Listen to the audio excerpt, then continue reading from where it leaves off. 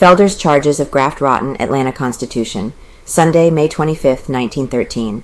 Lanford declares no printable words can be found to describe lawyer's attack.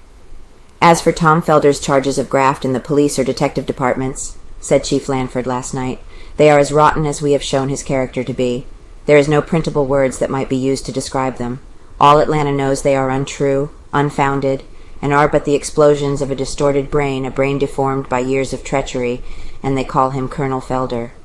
He directs most of his charges of corruption toward the detective department, the accused official continued. There's a reason. The detective department is responsible for trapping him into the dictagraph conspiracy.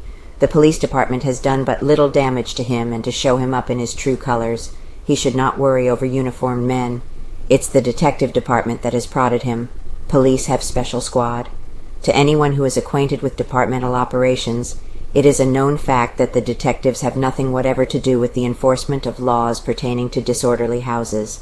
The sleuths could not afford to take a chance in such cases. The police have a special squad to attend to this duty.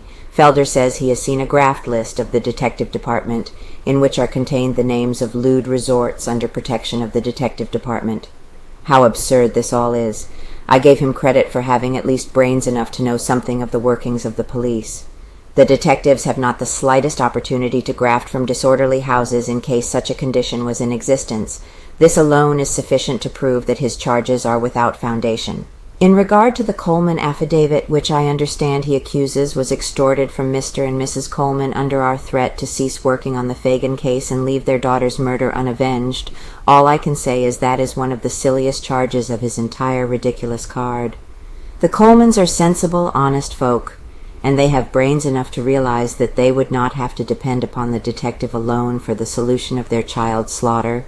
In the first place, I never knew of the affidavit's existence until it was brought to my office by representatives of the Coleman family. I did not know that it was being made. It was signed voluntarily by Mr. and Mrs. Coleman, making self laughingstock. Felder is making himself a laughingstock of the community by charging the detectives with defending Frank by alleged destruction of evidence and the practice of trying to cover up evidence damaging to his case. No one better than the reporters of the city know that we have worked successfully in investigating this crime, and that we have plenty of evidence enough to convict.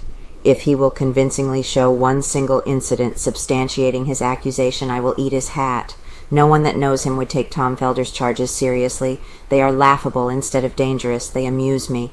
The realization that I have done a good job in obtaining this attempted bribery evidence against him, mingled with the humor for his charges, give me the combined sensation of elation and amusement.